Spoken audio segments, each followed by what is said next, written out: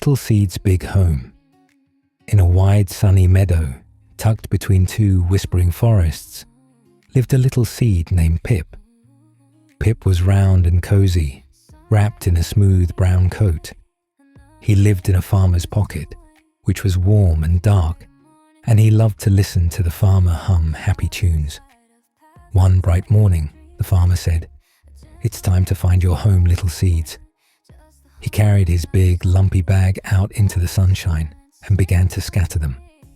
Swish, swish, swish, went his hand, like a gentle wind. Pip tumbled out of the bag, did a little flip in the air, and landed with a soft plop. He was in a patch of wonderful, soft, brown soil. It felt like a warm, fluffy blanket. "Oh," Pip whispered, "this is nice." But he looked around and saw his friends landing in other places.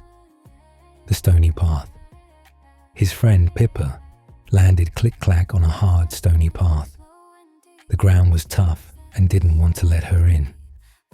"Ouch," said Pippa. "This bed is too hard." She tried to push a little root down, but the stone said no.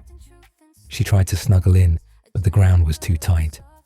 Just then, the sun, which felt lovely to Pip, beat down fiercely on the path. "I'm too hot," Pippa cried.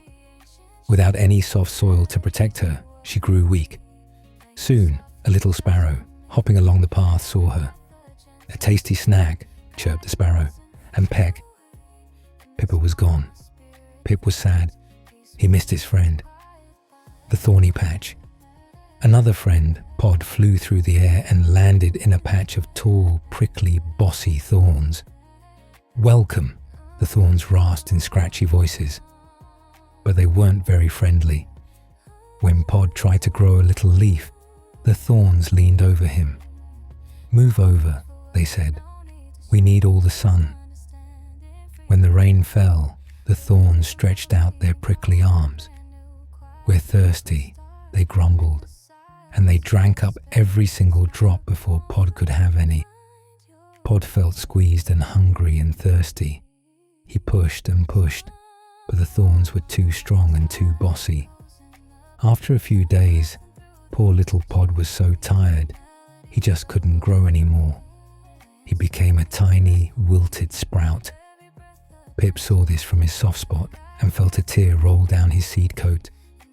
The good soil, but Pip, in his spot of good soil, felt the warm sun kiss his brown coat.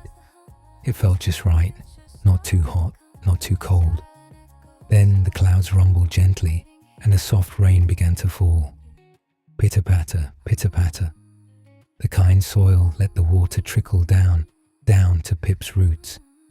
He drank it up, and it tasted like a cool, delicious drink. The soil was soft and kind. "Go on, little root," it seemed to whisper. "You can stretch down here." So Pip pushed a tiny white root down into the soft earth.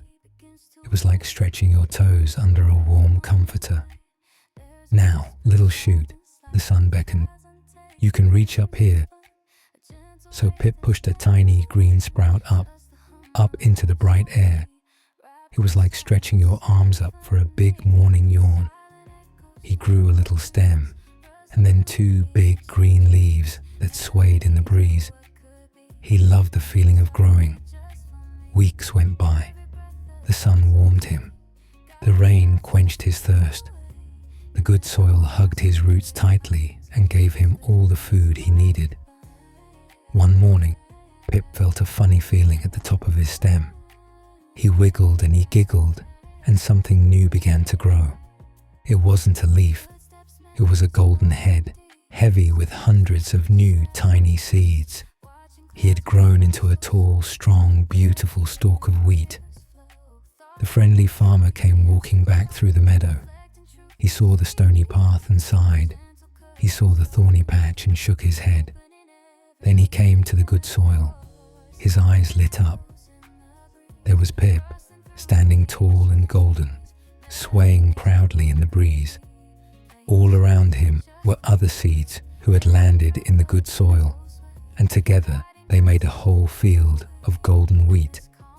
The farmer walked over and gently patted Pip's golden head. His hand was warm and kind. "Well done," the farmer whispered, his voice full of love. "You found the good soil, and you grew so wonderfully. Now you can help me make bread to feed a whole family." Pip felt so happy and proud. He had found the very best home. The moral lesson for after the story. You know, my dear, this story is a little like our hearts. Our hearts can be like the different soils. When we are hard and don't want to listen or be kind, our hearts are like the stony path. When we let worries or mean thoughts crowd out the good things, our hearts are like the thorny patch.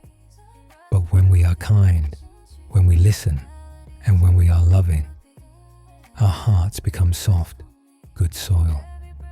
And in that good soil, the most wonderful things can grow, like love, joy, peace, and kindness. They grow big and strong, just like Pip, and we can share them with everyone. So let's try to have soft, good soil hearts, full of love. The end. Sleep tight, and may your heart always be good soil. Good night.